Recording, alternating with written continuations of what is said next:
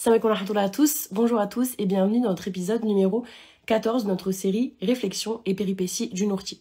Alors cet épisode, il rejoint un peu celui que j'ai fait juste avant celui-ci, donc l'épisode numéro 13, qui portait sur la omerta, c'est-à-dire le silence du monde musulman par rapport au cas des femmes afghanes. La situation en Afghanistan depuis maintenant, ça fait très longtemps malheureusement, mais ces dernières années, ces derniers mois, ça s'est intensifié, c'est de pire en pire, vraiment, subhanallah. Et c'est vrai que moi je m'étais demandé pourquoi en fait on voit dans notre Oumma un tel silence, personne n'en parle ou très peu de personnes en parlent et c'est quand même dramatique. Donc j'ai fait une vidéo à ce sujet qui s'appelle Pourquoi y a-t-il un tel silence par rapport aux femmes afghanes. Et là aujourd'hui je vais continuer, mais on va avoir une invitée Inch'Allah d'ici 20-30 minutes quand j'aurai fini, peut-être plus 20 minutes quand j'aurai fini de présenter, qui va venir nous parler. C'est une afghane, elle va venir nous parler de sa situation, de ce qu'elle en pense et de ses ressentis. Voilà. Bismillah. Donc c'est parti pour l'épisode 14. Donc pour rappeler un petit peu rapidement le contexte historique, parce que malheureusement comme j'ai dit il y a beaucoup de personnes qui ne sont pas au courant de ce qui se passe en Afghanistan. Je vais rappeler vraiment le contexte historique brièvement, je vais essayer d'être brève. De 1933 à 1973, Mohamed Zahir Shah est le roi d'Afghanistan. Donc il y avait un roi avant en Afghanistan. Et sous son règne, en fait, ce qu'il a fait, lui, c'est qu'il a tenté d'occidentaliser l'Afghanistan. Il a essayé de rendre un peu plus moderne ce pays, puisque lui-même, il avait vécu en France, où son père était diplomate français. Donc pour cela, il transforme ainsi son pays en monarchie constitutionnelle dans lequel le roi garde le pouvoir sur les parlements, ce qui aboutit en 1964 à la constitution la plus libérale de l'histoire de l'Afghanistan. Donc c'est la première fois que l'Afghanistan était aussi libéral, avait une monarchie, une politique aussi libérale. Donc le roi Zahir Shah a aussi créé l'université de Kaboul, ainsi que d'autres établissements scolaires pour les filles, et il a en cela participé à moderniser son pays. Donc voilà, il y a quand même eu des bonnes choses. Après voilà, on n'est pas juge pour critiquer ça, mais en tout cas il y a eu des bonnes choses. Mohamed Shah, du coup, le roi, il a fait entrer l'Afghanistan dans la Société des Nations Unies, puis en 1934, puis dans l'ONU, c'est-à-dire que l'Afghanistan faisait partie de l'ONU, je sais pas si vous vous rendez compte, c'est quand même incroyable, en 1946. Et il permet le droit de vote aux femmes, ainsi que celui de se présenter aux élections. Donc il y avait des femmes qui pouvaient se présenter et être élues en tant que présidente, bref, peu importe, ministre. Égypte, quand même, c'est incroyable. On se dit ça maintenant en 2024, qu'on se dit subhanallah. Pour faire court, on sait que le roi Zahir Shah, il a eu des différents politiques, il y a eu des problèmes politiques avec son cousin Daoud Khan, qu'il a d'ailleurs fait chasser du gouvernement le 17 juillet 1973. Puis le roi est renversé par son cousin, qu'il avait écarté du pouvoir 10 ans plus tôt. Donc voilà. Il abdique, donc il arrête, afin d'éviter le bain de sang, ce roi. Et tandis que le même jour, donc le 24 août 1973, Daoud Khan proclame la République d'Afghanistan. Donc on est passé de monarchie à république. Malgré de nombreux progrès, c'est là qu'on rentre vraiment dans le sujet intéressant et triste, la condition de vie des femmes se dégrade. Dans un contexte de conflits militaires, notamment avec l'occupation soviétique. Voilà, il y a eu l'occupation soviétique, il y a eu ensuite l'occupation américaine, il y a eu beaucoup de problèmes, donc on peut pas les blâmer. Mais on va voir un petit peu ici quelles sont vraiment les difficultés. Ainsi que des difficultés économiques propres au pays. Donc le retour des talibans, il arrive en 1996. Il y a eu un premier retour en 1996-1996 qui va encore évidemment compliquer la donne, ça c'est évident, à savoir que Mohamed Zahir Shah, donc le roi, se place idéologiquement contre eux. Donc il ne reconnaît pas les talibans, hein. Il ne reconnaissait pas les talibans. Et il ne le reconnaît pas malgré le fait que les talibans, eux, se proclamaient de lui. Donc le roi Zahir Shah, il meurt d'ailleurs en 2007, rahimallah. Et comme on le sait, les talibans, ils sont chassés en 2001, donc ils arrivent en 1996-96, ils repartent en 2001 parce qu'ils sont chassés sous l'occupation américaine, bien sûr les Américains sont venus, et font leur réapparition en 2021, donc là on se rapproche, après que les troupes américaines aient quitté le pays.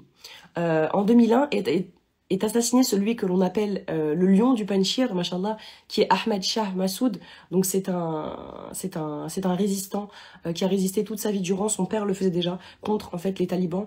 C'est un résistant machallah afghan qui a fondé le Front Uni Islamique, le FUI, pour tout simplement défendre son pays, machallah, contre la répression talibane. Et je suis trop contente parce que j'ai acheté son livre aujourd'hui, enfin hier, inchallah, je vais le recevoir dans la semaine. Et franchement, Ahmed Shah Massoud, le lion du Panchir, il faut le connaître. C'est une figure emblématique à connaître qui a défendu son pays, qui a défendu son islam, un islam du juste milieu, un islam éclairé. Et je trouve qu'on devrait vraiment le connaître. Et le livre que j'ai acheté, il s'appelle Ahmed Shah Massoud, l'oublié des Occidentaux. Donc ça montre bien en fait qu'il y a un vrai désintérêt pour sa part. Mais bon bref, du coup, il se fait assassiner malheureusement par Al-Qaïda après avoir donc fondé le Front Uni Islamique dans le but de défendre son pays de l'obscurantisme des talibans. Donc qu'Allah lui fasse grandement miséricorde. Amin. On a bientôt fini, hein, vous inquiétez pas. C'est juste parce que j'aime bien remettre les choses dans leur contexte avant d'inviter la sœur qui va venir parler. Donc une fois le régime taliban dissous, les États-Unis soutiennent la mise en place d'une nouvelle république afghane. Et c'est le Pashtun Hamid Karzai qui est élu président. Voilà. Toutefois, le nouveau régime ne parvient pas à s'imposer sur l'ensemble du territoire. Ça fait pas l'unanimité, c'est très compliqué. Il y a plein de guerres intestines, de guérillas. Et une guérilla talibane dans les campagnes, donc une petite guerre entre les talibans et les non-talibans, du coup, dissipe peu à peu l'autorité et les fondements d'un État qui est déjà un petit peu brinque-ballant, malheureusement. Donc, ils reprennent ainsi le pouvoir, et c'est là qu'on va rentrer encore une fois dans le vif du sujet. Et malheureusement, avec lui, voilà, évidemment, la régression de plus en plus intense des droits des femmes. Donc, depuis août 2021, donc ça fait maintenant 3 ans, tout ce qui avait été interdit par les femmes, tout ce qui avait été autorisé par les femmes redevient interdit. C'est-à-dire que il y a à nouveau la burqa obligatoire, le tchadri dans l'espace public, tous les loisirs sont interdits, cinéma, musique, mouhim, tout ça. Interdiction sous peine d'être fouetté, de sortir dans la rue sans mahram, un peu voilà tout ce qu'on voit. Après c'est pour ça que je vais aussi inviter la sœur parce qu'elle va nous dire ce qui est vrai et ce qui est faux. Parce qu'on entend beaucoup de choses. Moi, en tout cas, je me suis toujours informée dans tous les médias, occidentaux mais aussi orientaux. J'ai été voir des films de personnes qui sont musulmanes, qui sont égyptiennes, qui sont orientales. Et j'ai regardé aussi des choses occidentales. Donc, j'ai vraiment pas pris de parti. Et donc du coup là on peut citer aussi la très connue journaliste Shukriya Barakzai qui a été fouettée en 1991 en pleine rue 1991 car elle était sortie sans son tuteur. À la suite de cela, elle devient 2 fois plus féministe, machallah, et elle crée une école pour les filles, elle fonde un hebdomadaire strictement féminin, etc. etc. Bref, c'était juste un petit exemple pour vous parler un peu de ces femmes qui résistent, parce qu'il y a des femmes qui résistent, machallah, et heureusement. Donc en fait, en 2021, pour faire simple, tous les acquis que les femmes avaient durement gagnés pendant cette période de 20 ans, de 2001 à 2021, commencent de plus en plus à s'effondrer. On peut citer la loi EVAW, Elimination of Violence Against Women, qui a été instaurée en 2009, une loi contre la violence faite aux femmes. La possibilité pour les femmes d'accéder à des postes politiques. Il y avait 27% de femmes à l'Assemblée nationale en 2014 en Afghanistan, je sais pas si vous vous rendez compte, c'est incroyable. La création du ministère de la condition féminine, bref, tout ça est balayé, tout simplement, par le retour des talibans en 2021. Donc depuis 2021, voilà, on assiste à une régression très alarmante, même si personne ne s'alarme des droits des femmes. Et pire que cela, une véritable... Parce que là, en fait, si vous voulez, il y a des stades. Il y a une régression au niveau des droits des femmes. Et là, c'est pire, en fait. On est en train de éradiquer. La volonté, elle est claire, elle est dite. Personne ne s'en cache là-bas. Ils veulent éradiquer, en fait, les femmes du paysage public. Et on le voit à travers énormément de lois et à travers énormément de choses. Donc, dès septembre 2021, le ministère des Affaires féminines, comme on l'a dit, est supprimé. Puis remplacé par le ministère pour la promotion et la vertu, de la vertu et la répression du vice. Voilà. La part de femmes parlementaires qui était de 27-28%, elle passe à 0, hein, évidemment, il n'y a plus de femmes dans la politique, c'est évident, éliminant les Afghanes des instances publiques et des instances décisionnaires de l'État. Sans représentation politique, c'est logique en fait, quand vous n'avez pas de personnes qui vous ressemblent, qui vous représentent politiquement, eh bien vos droits ne sont pas respectés, ne sont pas entendus. C'est pour ça qu'on plaide pour qu'il y ait plus de diversité dans les instances politiques, que ce soit en France, en Europe, des femmes voilées, des personnes de toute origine, parce que on est là en fait. Et si personne ne nous représente, eh bien tout simplement, si personne ne nous ressemble au niveau des instances politiques, eh bien personne ne nous représente, et c'est le cas pour les Afghanes malheureusement à l'heure actuelle. Donc sans représentation politique, évidemment, leurs droits ne peuvent pas, encore moins, être respectés. La même année, en novembre, les autorités de facto interdisent les séries télévisées avec des actrices. Il donne l'ordre aux nouvelles présentatrices de porter le hijab. En décembre, il devient interdit pour les Afghanes de voyager à plus de 78 km, 78 km de leur lieu de résidence sans mahram, et aux chauffeurs de taxi d'accepter des passagères sans hijab. Donc toi, si demain, t'es dans ton cheminement spirituel, tu portes pas encore le hijab parce que c'est entre toi et Dieu, tu fais comme tu peux, et que tu veux prendre un taxi pour X raison, eh bien tu ne peux pas, tu dois porter un hijab pour rentrer dans le taxi. Voilà. Les restrictions vestimentaires et à la moitié et la mobilité des femmes, donc le fait qu'elles puissent bouger tout simplement, desservent à présent, en fait, deviennent finalement un moyen, de plus, j'ai bugué, pour leur oppression, parce qu'elles ne peuvent plus se déplacer comme elles le veulent. Donc ça les oppresse encore. On a bientôt terminé, promis ma sœur, tu vas bientôt venir Inch'Allah. L'année 2022 signe l'interdiction, mais je trouve ça super important de voir en fait l'évolution et surtout la régression parce que c'est incroyable. L'année 2022 signe l'interdiction aux filles de poursuivre l'école au-delà du primaire et aux femmes d'occuper la plupart des emplois à l'extérieur de leur domicile.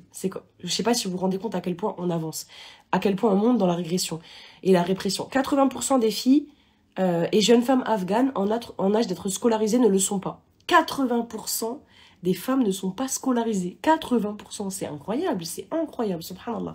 61% de femmes supplémentaires ont perdu leur emploi ou leurs activités génératrices de revenus en mars 2022. et leurs chances d'autonomisation sont ainsi entravées, voire annihilées. Leur avenir et celui du pays tout entier est ébranlé, c'est évident. Parce que quand on ne peut pas travailler, quand on ne peut pas se déplacer, quand on ne peut pas avoir de projet, ben, qu'est-ce qu'on fait? On végète, on reste chez soi et finalement, ça impacte toute la société. En mars, une lettre ordonne, toujours en 2022, aux compagnies aériennes, mais c'est incroyable, en mars 2022, une lettre ordonne aux compagnies aériennes d'empêcher les femmes d'embarquer en avion sans mahram sur les vols intérieurs et internationaux, et en mai, aux auto-écoles de ne plus délivrer leur permis aux femmes qui le passent. T'as plus le droit d'avoir ton permis de conduire, t'as plus le droit de prendre l'avion, tu veux pas prendre le taxi sans hijab, sans mahram. C'est incroyable, moi vraiment je dis ça, mais ça me semble incroyable, subhanallah. Et il est par ailleurs conseillé aux Afghanes de rester à la maison, conseillé, pour ne pas dire forcé bien évidemment, sauf en cas de nécessité, et dans le cas échéant de sortir avec un hijab. La nécessité, c'est si t'es en train de crever, que t'es à 45 de fièvre, c'est pas d'aller faire tes courses, je pense. Je suis un peu ironique parce que voilà, mais ça me rend vraiment triste. Plus tard dans l'année, il leur devient interdit de fréquenter les parcs, les salles de sport, les bains publics. Et en juillet 2022, alors que l'accès aux services continue de se dégrader, il est interdit aux hommes et aux femmes maintenant de communiquer entre eux ou de traiter des patients du sexe opposé dans les hôpitaux de Kaboul. Donc voilà, en fait, en Afghanistan, depuis 2021, on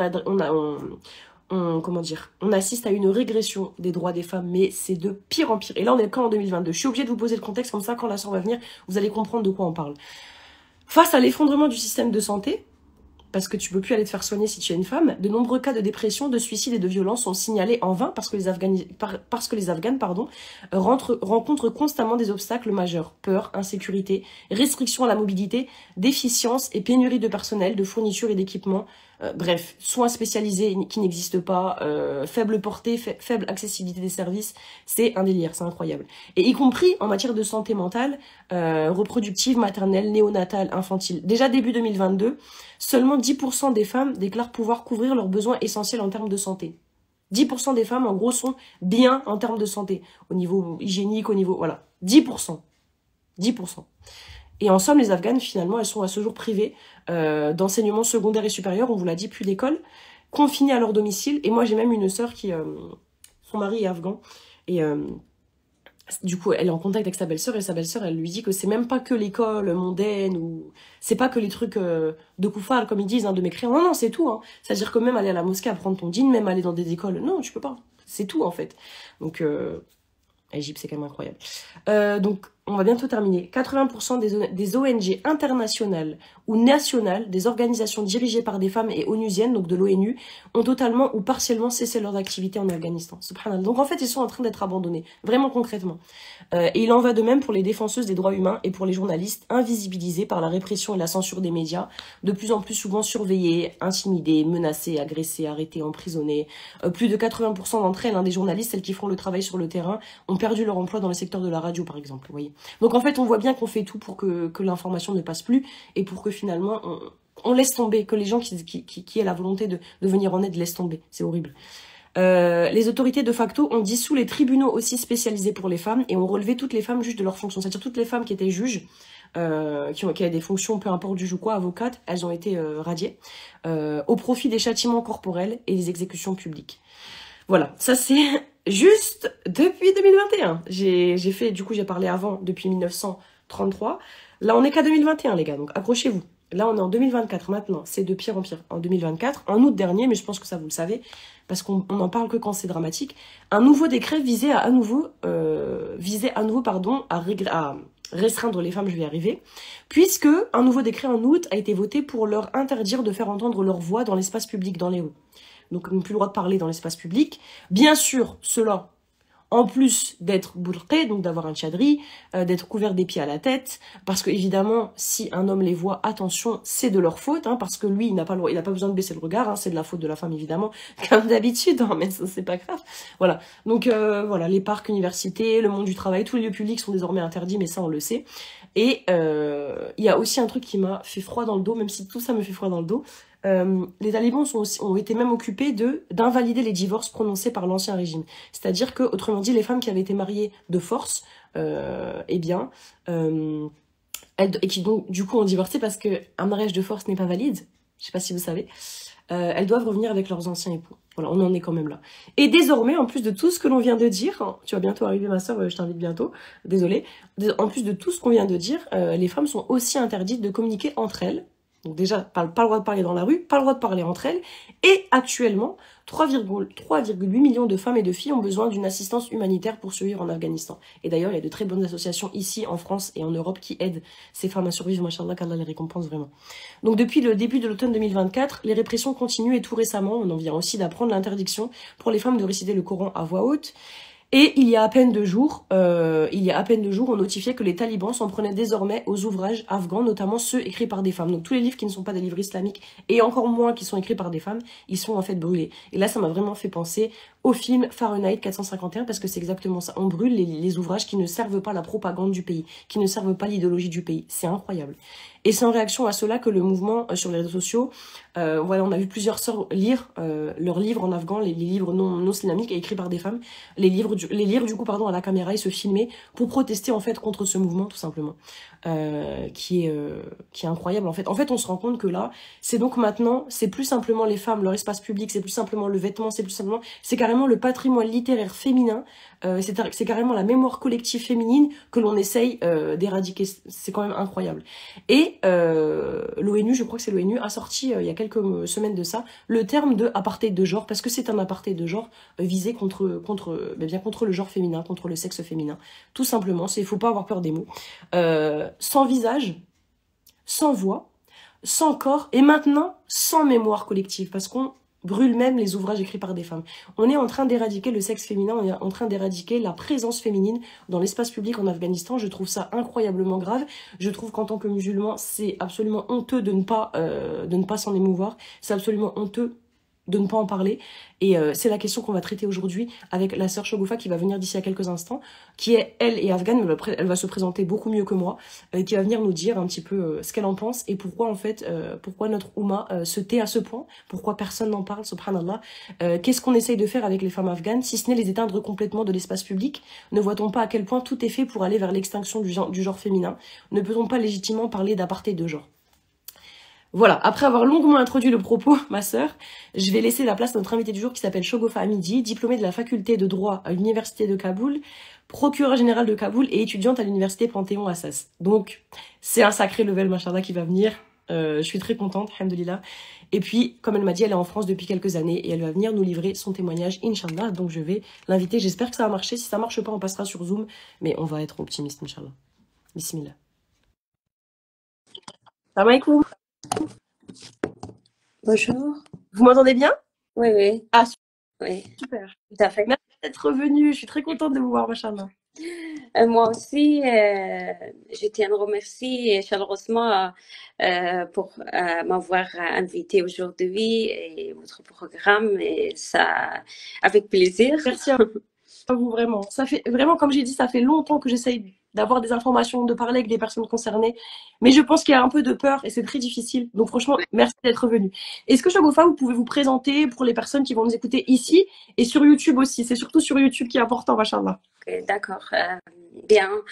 Je m'appelle Shogoufa Hamidi. Je suis née en Kaboul, en Afghanistan, et mon histoire de vie, réellement, lorsque j'ai grandi, que j'ai appris à me connaître, et aussi j'ai commencé mon école, et j'ai toujours rêvé de servir mon pays en tant que procureur, et aussi particulièrement pour défendre les droits des femmes. Et c'est pourquoi que j'ai décidé de poursuivre mon rêve dès que possible. Et alors j'ai terminé mon école, et j'ai ensuite une chance d'être admis en droit à l'université Kaboul.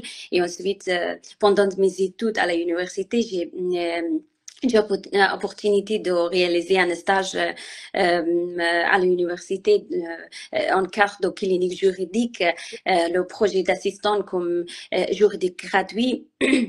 À travers le programme éducatif juridique, il s'appelle LALE, en anglais, Legal Assistant Through Legal Education, avec la Fondation Asie et l'organisation de Justice for All. Et aussi, après ce stage, j'ai beaucoup d'opportunités de travailler de manière professionnelle et officielle, ouverte à moi. Tout d'abord, j'ai travaillé en tant que conseiller juridique de la clinique juridique gratuite de la ministre de la Justice République d'Afghanistan et c'est une grande opportunité à ce moment-là et j'ai développé un fort intérêt pour conseiller juridique et notre motif en même temps c'était de donner des conseils de manière gratuite pour les gens qui ont face à les problèmes financiers, surtout les femmes afghanes en Afghanistan. Et j'ai également eu l'opportunité de travailler comme représentant actif civil de la province Kapisa en réseau de la société civile et aussi réseau national des femmes afghanes dans la province de Kaboul en Afghanistan. Et ensuite, j'ai commencé en tant que procureur Ok. dans le département de la lutte contre les violences faites aux femmes, aussi de procureur République d'Afghanistan et aussi j'ai eu également passé un grand concours entre magistrats et parquet. J'ai aussi été accepté et été admis pour la deuxième fois à l'université Kaboul pour bien continuer mes études et aussi travailler dans le même temps dans le procureur de la République d'Afghanistan en tant que procureur. Et maintenant, j'habite en France, à Paris, et je suis étudiante en master droit international public à la Panthéon-Assas et aussi je suis artiste et j'ai beaucoup des œuvres concernant la situation des femmes afghanes qui montrent les résiliences, les pouvoirs et les sentiments des femmes afghanes de manière très claire aujourd'hui. Et voilà, c'est ma parcours. J'espère que vous Machallah, c'est un très très bien. comprenez mes prononciations. Oui, vous parlez très très bien. On comprend très bien, pas de souci, machallah. Mais c'est un très beau parcours. Et à l'heure actuelle, du coup, ça fait 2 ans que vous êtes en France. Oui, oui, ça fait 2 ans et demi que j'habite en France et Ok. oui, voilà. Et est-ce que vous pouvez nous décrire, vous, parce que vous êtes afghane, il n'y a personne mieux que vous pour parler de ça, machallah. Et est-ce que vous pouvez nous décrire la situation et nous dire un peu, selon votre avis, comment ça se fait que c'est arrivé à de tels extrêmes? Pourquoi et comment ça se fait, en fait, que la situation, elle part comme ça, dans tous les sens, subhanallah. Merci. En fait, la situation en Afghanistan, c'est une situation pire en pire. C'est une situation Ouais. catastrophique et aussi horrible, particulièrement pour les femmes afghanes en Afghanistan à ce moment-là. Et depuis le retour, on peut mentionner depuis le retour au pouvoir des talibans jusqu'à maintenant, les droits fondamentaux des femmes afghanes a été effacé.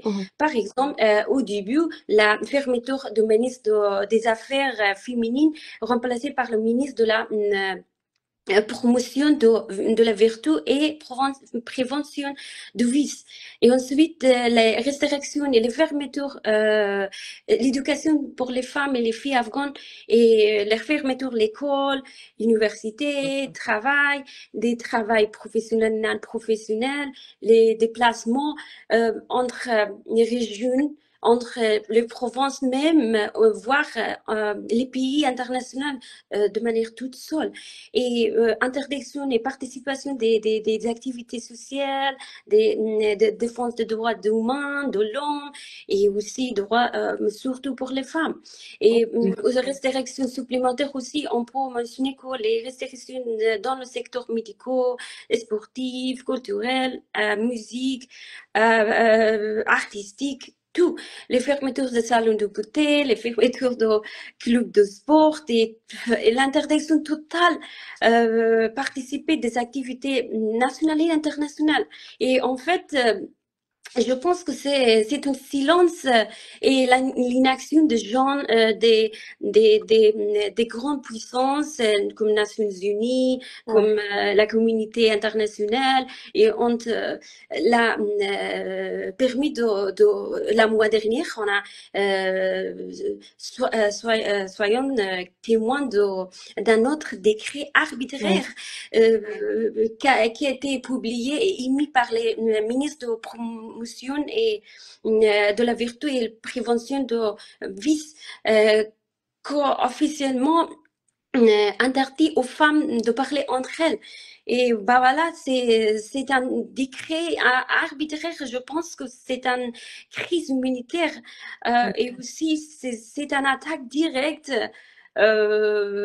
l'identité ou ouais. dignité des femmes afghanes en Afghanistan actuellement. Bah voilà, c'est un système strict, c'est une stratégie et politique stricte en face des femmes afghanes dès que maintenant. Est-ce que vous, quand vous y étiez, c'était déjà, ça a commencé à devenir déjà comme ça ou c'était encore, ça allait encore quand vous étiez? Euh, Au début, c'était horrible. Jusqu'à Ouais, maintenant, nous ne pouvons pas aller au travail. Moi, j'ai travaillé en tant que procureur dans le ministre de la Justice, procureur de la République d'Afghanistan. Mais moi, j'étais à la maison et j'ai pas allé au dehors. Je suis pas allée au dehors, même chez mes amis, ouais, c'était horrible, c'était une situation très dure. Jusqu'à maintenant, nous sommes témoins des situations pire en pire. Dès que maintenant que vous savez que les parler le droit de parler entre elles, entre les femmes afghanes, a été euh, interdit. interdit, ouais. C'est horrible, oui. Ah. Est-ce que vous pensez, vous pensez que c'est dû à quoi? Enfin, pourquoi, sur quoi ils s'appuient, les talibans, pour justifier ça? Parce que même dans l'islam, subhanallah, il n'y a pas des choses comme ça. Donc, à votre avis, sur quoi ils vont s'appuyer pour défendre des choses, des thèses comme ça? Oui, Oui, je pense que c'est un décret j'ai déjà dit que j'ai déjà mentionné que c'est un décret arbitraire ouais, et cette loi n'existe plus. Aucune religion n'a ni dans aucun principe et loi humanité. bien sûr. C'est juste pour, je pense que c'est une règle arbitraire mise en place pour faire traire les voix des femmes et renforcer leur pouvoir de manière très claire, de manière très facile. Je pense que oui, bah voilà, c'est c'est comme ça qu'ils ont pris comme quelque chose des décisions arbitraires Mhm. et aussi sont fondamentaux et absurdes pour les femmes afghanes dès que maintenant. Subhanallah. Et vous, personnellement, qu'est-ce que vous pensez du fait qu'il y a un vrai, c'est ça, hein, c'est ça dont on a parlé ensemble, c'est qu'il y a vraiment un silence de la part du monde musulman, du monde occidental. Pourquoi personne ne parle de ça alors que subhanallah, c'est presque un génocide des femmes en fait, on est presque arrivé là. Oui. À votre avis, pourquoi personne ne parle de ça? Est-ce que ça dérange? Est-ce que... Oui, ça me dérange trop. Oui, Oui, oui, tout à fait. En fait, il y a deux parties des gens et des gens qui sont silencieux. Dès que maintenant, on face cette pire en pire situation des femmes afghanes, c'est premièrement que j'ai déjà mentionné que les grandes puissances, les Nations Unies, les grandes communautés nationales, et d'autre oui, côté, c'est le silence du monde musulman. oui, Je pense que c'est incroyable, c'est incompressionnable et décevant. Oui, bah voilà, c'est une situation décevante. Et l'islam son essence, son mission, c'est valoriser, autoriser l'éducation, l'égalité et la justice, aussi pour les femmes et les hommes dans la même temps. Ce n'est pas juste pour les hommes. Vous voyez très bien que moi, je pense. Et pourtant, face à cette l'oppression des femmes afghanes, en Afghanistan, la majorité des pays musulmans sont silencieux jusqu'à maintenant. Et ce qui laisse entendre une acceptation de manière pas explicite, Oui, voilà, c'est ça. c'est implicite, Oui.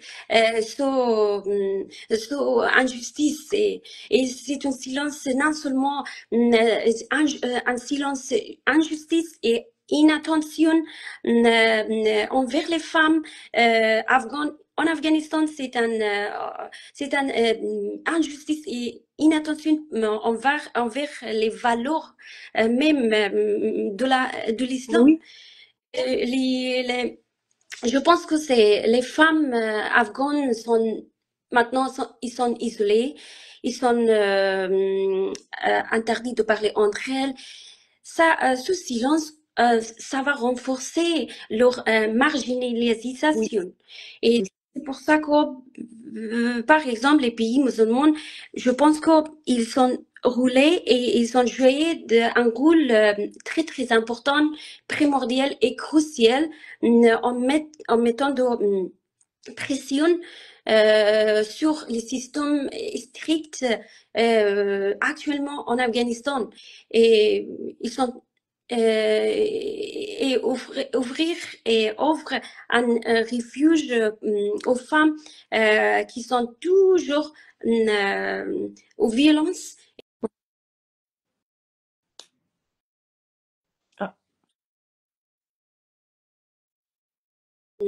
Dures pour les femmes afghanes. Bah voilà, je pense comme ça, si vous d'accord avec moi, mais Oui, bien sûr. j'ai une impression, quelque chose comme ça pour les pays musulmans, mais Mais je même sais dans, c'est même les croyants, tu vois, vous voyez, même la Oumma, on va dire les gens comme vous et moi, on va dire qu'ils sont pas, bah, vous non, moi, qui ont pas de politique, qui ne sont pas connus. Euh, Même nous, on parle pas, subhanallah. Même des personnes normales ne parlent pas, ne dénoncent pas. Alors qu'encore une fois, on peut pas comparer, mais on peut comparer. En Palestine, tout le monde a brandi des drapeaux, tout le monde en parle, tout le monde est contre ce qui se passe. Mais c'est pas moins pire en Afghanistan ce qui se passe. Parce que quand on tue une femme, quand on tue des femmes, quand on les réduit au silence, finalement, c'est l'éducation qu'on réduit au silence. Il y a plus d'éducation, il y a plus de transmission, il y a plus de valeur. C'est un monde d'hommes. Subhanallah. Oui, tout à fait, je suis d'accord avec vous. C'est un moment très pire, même pour nous et pour les autres pays musulmans euh, dans la guerre. Et bah voilà, si Palestine ou Liban ou nous, c'est la même. Nous sommes la même dans la même bateau.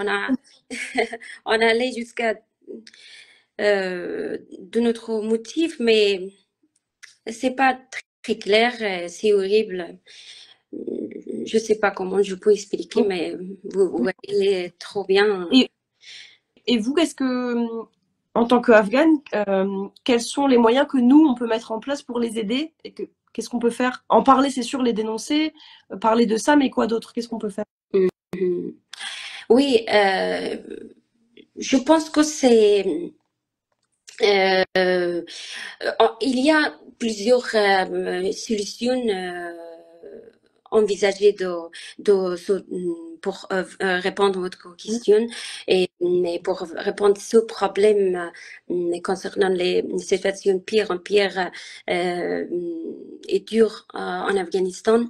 Je pense que c'est la pression, premièrement, c'est la pression internationale. Et qu'est-ce que c'est? Les grandes puissances, les Nations Unies et les gouvernements, surtout la France, exercer une pression diplomatique sur les talibans pour qu'ils respectent les droits d'humains, surtout les droits des femmes afghanes. Et aussi, on peut euh, on peut ouvrir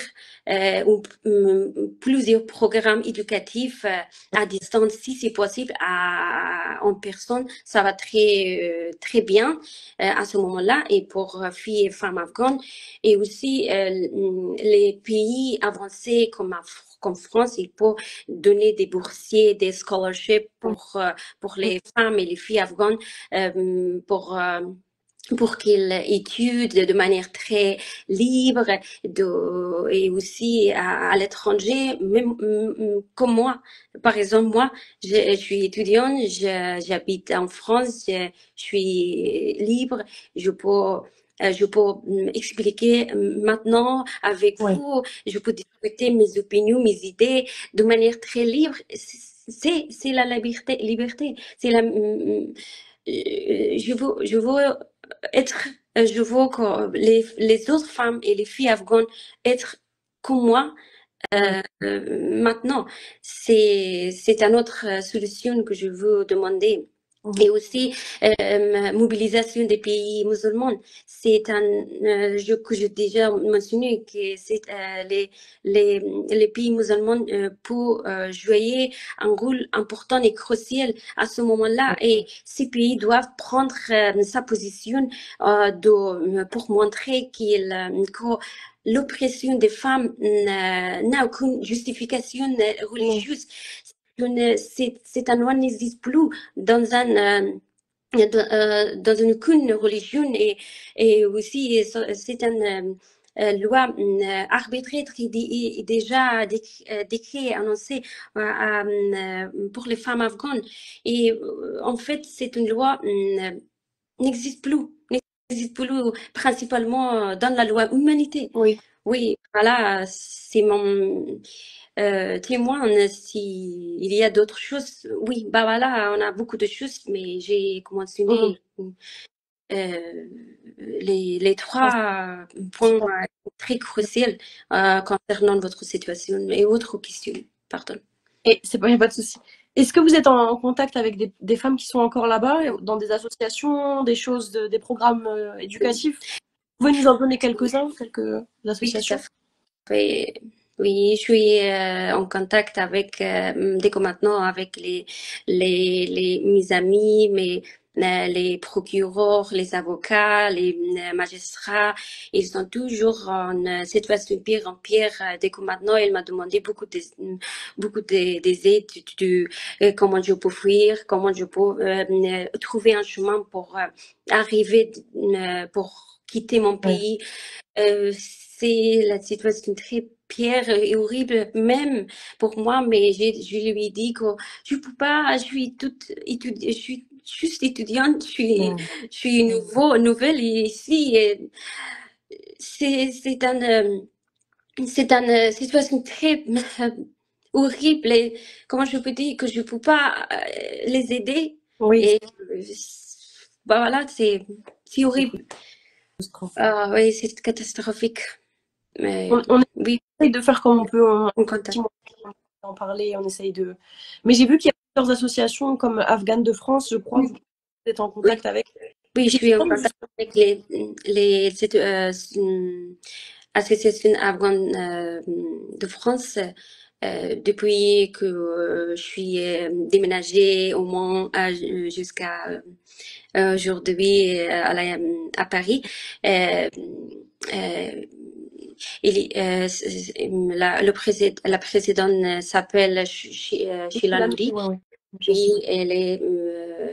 elle est une femme très célèbre et, entre les femmes afghanes et les aider des Afghans si en France et en pays européens, si en Afghanistan, elle aide beaucoup les femmes afghanes dès que maintenant. Et oui, bah voilà, je suis en contact avec elle. Elle m'a beaucoup donné des informations concernant les situations des femmes afghanes ici et en même temps là-bas en Afghanistan. Mais, nous sommes en train de trouver un chemin pour se défendre, pour défendre les droits des femmes et être voix des femmes afghanes vivre en Afghanistan, mais n'a pas le droit de se défendre. Et oui, oui, tout à fait. Je suis d'accord avec vous. Oui. Je voulais savoir, est-ce que vous êtes d'accord avec l'expression qu'on voit ces derniers temps, qu'on voit un petit peu par rapport à la situation des femmes afghanes? On voit qu'on parle d'un apartheid de genre. Est-ce que vous comprenez ce que ça veut dire? Oui, je pense oui, parce que l'apartheid de genre, c'est un terme, c'est un mot parfaitement clairement montrer la situation des femmes afghanes en Afghanistan dès que maintenant. Parce que, par exemple, on peut, comme dans un apartheid de racial, les femmes afghanes sont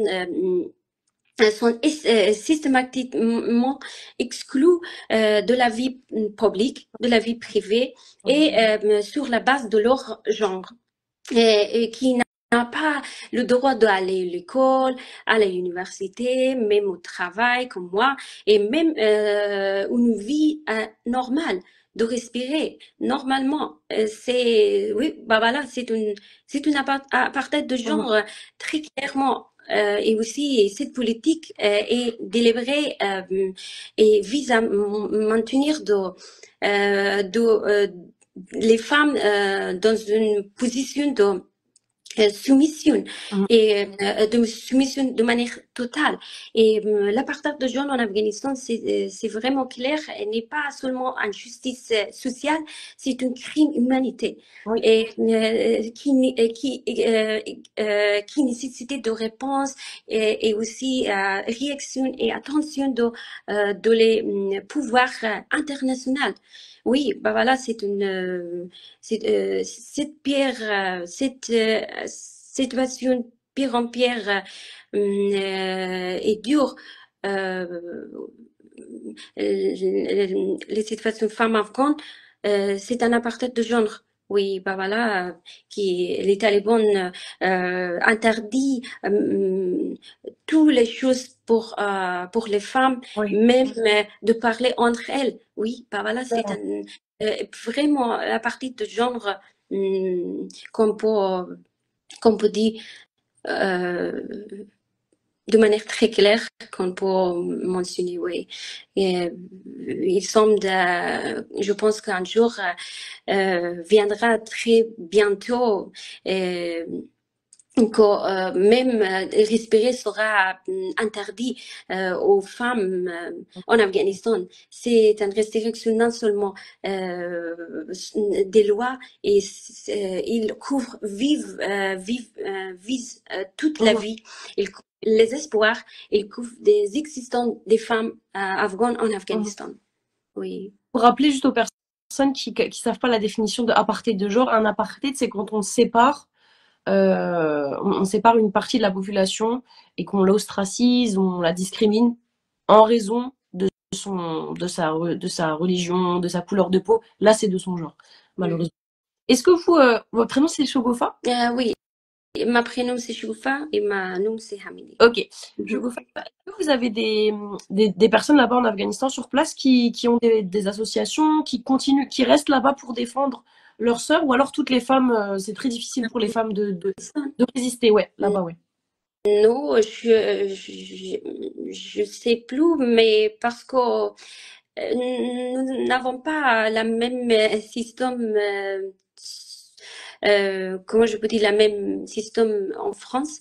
Oui. Il y a pas comme association euh, directe et association euh, qui aidait les femmes afghanes en Afghanistan euh, parce que toutes les choses sont interdites aux femmes.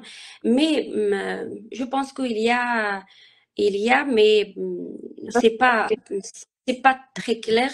Oui, Et ce ne sont pas, euh, je pense, comment je vous dis, ils sont pas travaillés de manière officielle. oui, Oui, c'est que je vous dis pour vous. d'accord. Est-ce que vous avez, si la question vous ne voulez pas répondre, c'est pas grave, d'accord? Mais je voulais savoir, est-ce que vous avez encore de la famille, des personnes proches de vous qui sont là-bas ou pas? Oui, Ouais. il y a beaucoup des amis, beaucoup mes amis, mes familles, mes familles proches, mes cousins, mes cousines et les autres, ils sont tous restés là-bas. Elle m'a toujours demandé d'aide encore une fois, mais c'est que je suis toute seule, mais je suis en train de battre et lutter concernant mon situation Ouais. et pour les femmes aussi, pour les femmes afghanes. Mais dès que maintenant, j'ai pas d'autre solution, juste étudier, étudier, étudier et trouver mes chemins dès que possible. Voilà. Alhamdoulilah. Et montrer aussi, parce qu'il y a beaucoup de personnes qui pensent que ça, il faut le relever. Les femmes afghanes, c'est pas simplement des femmes qui sont soumises, voilà, qui sont ostracisées. Il y a aussi des femmes comme vous qui, machallah, faites énormément de choses, qui travaillent, qui étudient, qui sont intelligentes, qui sont dans voilà, qui sont dans le Parlement, qui font des choses, machallah. Et ces personnes-là, c'est sur vous qu'on doit aussi mettre la lumière. Parce que c'est pas parce qu'il y a les talibans qu'on n'a pas dit que l'Afghanistan c'est un mauvais pays ou que non, bien sûr que non. Il faut pas juste mélanger les choses, vous comprenez? On n'est pas en train de critiquer tout le pays, on critique simplement la politique talibane. Mais c'est un pays, machallah, qui doit être magnifique, avec des bonnes personnes et Inch'Allah, frère. Mais, Oui, oui, tout à fait. Oui, tout à fait. Je suis d'accord. On a déjà on a dans une situation un peu normale, mais maintenant, oui, euh, vous voyez trop bien que c'est la situation. Les femmes afghanes en Afghanistan, c'est horrible. ouais. Et, j'espère que ça va finir toutes les difficultés, toutes les choses négatives pour les femmes afghanes en Afghanistan un jour dès que possible. Oui, j'espère, j'espère. Ok. Je voulais savoir, Shogofa, qu'est-ce que vous avez envie de dire au monde? Bah, il y a pas beaucoup de, pour l'instant, il y a 3 personnes qui nous regardent, mais sur YouTube, il y a un peu plus de gens. Ah. Qu'est-ce que vous avez envie de dire à ces personnes par rapport à la situation de nos sœurs en Afghanistan? Quel message vous avez envie de leur faire passer pour qu'on se réveille un peu, pour que les gens commencent à se réveiller? Qu'est-ce que vous aimeriez leur dire? Ah, d'accord. Même il n'y a pas l'autre genre, même il y a quatre ou cinq gens, mais c'est suffit que vous m'entendez, mon parole, vous respectez mon émission, mes idées, c'est suffit. Ce n'est pas besoin d'autre chose, d'autres paroles et d'autres personnes. Mais les femmes afghanes sont, je pense que sont un exemple de résilience, Oui. de pouvoir, de courage. Et malgré toutes les difficultés, si c'est guerre, si c'est interdiction de parler entre elles et autre chose, répression et de souffrance, elles continuent encore et encore, comme moi, lutter, de se défendre et pour leurs droits. Et aujourd'hui, elles sont interdites même au silence par un régime extrêmement strict. Mhm. Mais elle ne doit pas être oubliée. Elle ne doit pas être oubliée. En tant qu'étudiante et procureur, j'appelle le monde, les grandes puissances, les communautés internationales et surtout la France et en particulier les pays musulmans rester avec nous et ne pas rester silencieux. Ouais. Notre fille afghane et femme afghane vit sous l'ombre d'une discrimination à partir de genre dès que maintenant. Et soit avec nous, soit une autre voie. Et, oui, bah voilà, c'est mon message, c'est mon cri pour la justice et l'humanité décomposée dans tous les pays, en particulier en Afghanistan. Alhamdoulilah. Merci beaucoup pour votre message. Et j'aimerais bien finir sur une note positive parce qu'il ne faut pas dire que des choses mauvaises parce qu'il n'y a pas que du. La vie, c'est pas que noir ou blanc, machallah. Il y a beaucoup de nuances, il y a beaucoup de.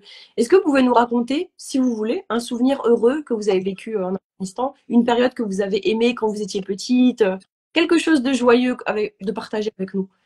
Oui, tout à fait. En Afghanistan, Ouais, vous étiez hum, petite. j'étais petit. Quand j'étais petit, euh, comment je peux... Il y a beaucoup de choses, mais je peux pas expliquer. Mais en Afghanistan, quand j'étais petit, euh, euh, quand j'étais petite, ma mère, elle m'a toujours dit que, ah, bah voilà, tu vas faire quoi au futur? Mais je lui ai dit que, ah, bah voilà, je vais être un procureur, ou un magistrat, ou, pour défendre pour moi-même et pour les autres Afghans, les femmes afghanes. Elle m'a dit que, ok, je vais t'appeler,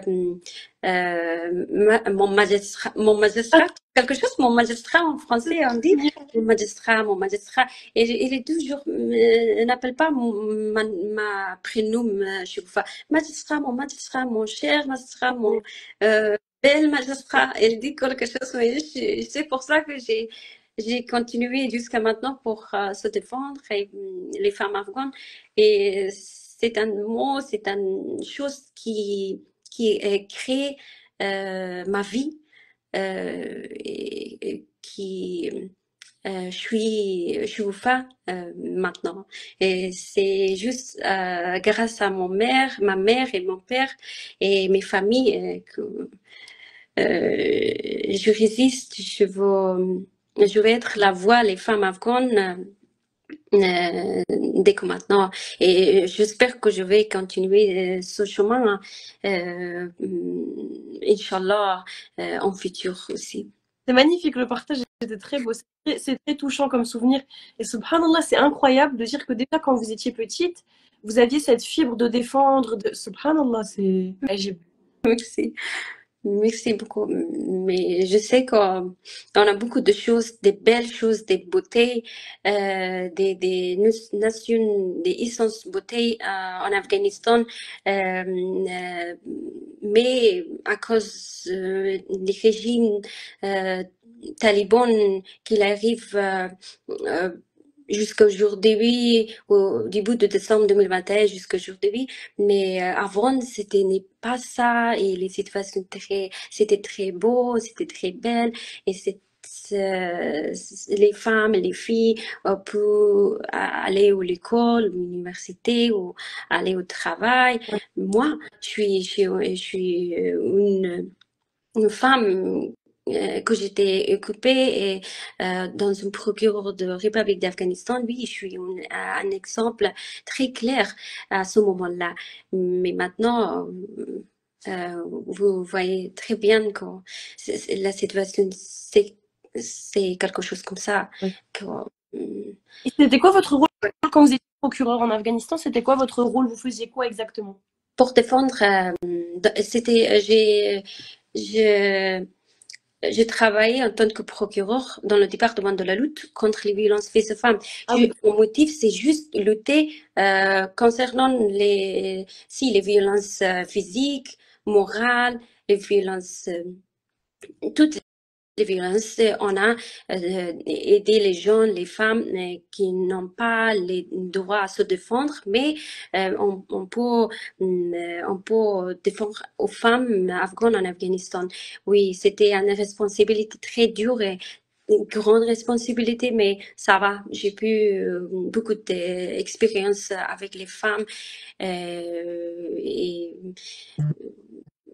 oui, bah voilà, machallah. c'est tout, oui. Inch'Allah, on espère que dans un futur, vous pourrez reprendre votre fonction de procureur et défendre à nouveau. Inch'Allah. Je sais pas, Inch'Allah. je sais pas. Mais en tout cas, de voir que depuis vous étiez petite et depuis votre jeunesse, enfin vous êtes encore jeune, machallah, mais vous avez toujours eu un seul combat, c'est les femmes, subhanallah, et vous êtes toujours resté dans cette ligne. C'est beau, machallah, c'est honorable. Merci. C'est tout grâce à mes amis comme vous et mes autres et surtout ma famille qui m'a donné des espoirs, des encouragements pour bien arriver à ce chemin jusqu'à maintenant. C'est tous grâce à vous. Alhamdulillah, grâce à Allah. Merci beaucoup. Merci. Vous avez un très beau visage, machallah, et vous êtes très pauvre. Merci beaucoup. Vous Vraiment, aussi. vraiment. Merci Vous beaucoup êtes d'être très belle. merci aussi, vraiment, machallah, d'être venu partager avec nous. Et Shogofa, moi, j'ai beaucoup de personnes qui m'écoutent qui sont pas musulmanes. Donc pour moi, c'est très important Wow. de rappeler la différence entre ce qu'on voit en Afghanistan et entre l'islam. Est-ce que vous pouvez nous dire la différence pour les personnes qui risquent de mélanger les choses? Euh, je ne comprends pas votre question. Comment je peux expliquer? Ce que je voulais dire, c'est que moi, sur YouTube, etc., il y a beaucoup de personnes non musulmanes qui me regardent. Et je voulais expliquer que ce qui se passe en Afghanistan maintenant, ce n'est pas ce que Dieu nous demande. C'est pas l'islam. C'est pas une représentation de l'islam. Et ça, j'aimerais que vous puissiez nous l'expliquer pour les personnes qui ne savent pas faire la différence. Vous voyez, entre les deux. Inch'Allah. Entre les islams et... Oui. Vous nous avez dit, c'est pas la religion, en fait, ce qu'ils font. C'est dans aucune religion. Oui, Subhanallah. oui, tout à fait. C'est clairement que c'est un droit fondamental. Les droits des femmes, l'éducation et continuer des études. Les femmes afghanes, ce n'est pas justement les femmes afghanes, c'est pour toutes les femmes En général, ouais. dans le monde. Ouais, Ce n'est pas une loi euh, strictement religieuse, c'est une loi fondamentale. bien sûr. Et c'est une loi fondamentale qui a été émise et annoncée euh, dans tous les pays, dans les constitutions de tous les pays, n'importe quel pays, mais c'est une loi fondamentale. Si c'est les pays musulmans, si c'est les pays non musulmans comme France. Mhm. Oui, tout à fait. Comme, ce n'est pas un lien direct entre l'éducation entre les pays musulmans et non musulmans. Oui, oui, tout à fait. Il n'existe plus dans les régions. C'est une loi euh, fondamentale Mhm. et principe et c'est une loi de l'humanité. C'est ça, exactement. Subhanallah. On parle de droits humains, en fait, avant même. Il n'y a même pas de question de religion, en fait, on parle de droits humains. Ça n'a aucun rapport avec la religion, subhanallah. Écoutez, Shogofa, je suis très contente de vous avoir reçu sur ce live pour nous parler de ce sujet qui est vraiment important et on voit qu'il y a, encore une fois, il y a beaucoup de silence autour de ça, alors que, subhanallah, c'est quand même alarmant la situation actuelle pour nos sœurs afghanes. C'est très triste. Et au moins, si on peut, comme vous l'avez bien dit, si on peut juste être les voix de ces femmes. On ne dit pas qu'on va tout changer, mais juste être la voix, dénoncer la voix, subhanallah. Est-ce que vous pourriez nous finir sur un petit mot? Qu'est-ce que vous avez envie de nous dire pour terminer, Inch'Allah? On a un poème dit que pour bien encourager les femmes, les filles afghanes en Dari ای آینه جمال شاهی که تویی بیرون ز تو نیست آنچه در عالم هست از خود بطلب هر آنچه خواهی که تویی. Il y a un poème d'Ari, il dit que même il y a les choses, les trucs négatifs, il y a les obstacles pour arriver à votre motif et votre objectif, mais défendre, lutter pour arriver à votre chemin et pour trouver votre chemin, n'importe quelle situation, juste tenter, tenter, tenter. Et c'est comme quelque chose, les nations, c'est comme quelque chose comme ça. Et je veux dire ce mot et je veux finir mon message, mon cri pour qu'un jour nous sommes libres de manière très clair Mhm. dès que possible dans tout le monde. Inch'Allah. Merci beaucoup, Shogofa, pour votre témoignage. Vraiment, c'était très précieux pour moi. On se retrouve du coup, on pourra le retrouver sur YouTube d'ici quelques jours. Et puis d'ici là, vous portez-vous bien. Et puis on reste en contact. Inch'Allah, on continue de parler. Inch'Allah, Inch'Allah. Merci beaucoup, merci à vous aussi. Merci mille fois, merci infiniment pour m'inviter, pour m'avoir invité aujourd'hui dans votre bel programme et beau programme. Gentil. Vous parlez très bien, machallah, vous avez de très belles voix. Très bien. Merci. Personnes qui ont suivi et on se retrouve sur YouTube, Inch'Allah. Et on se dit au mois prochain. Salam alaikum. Salam.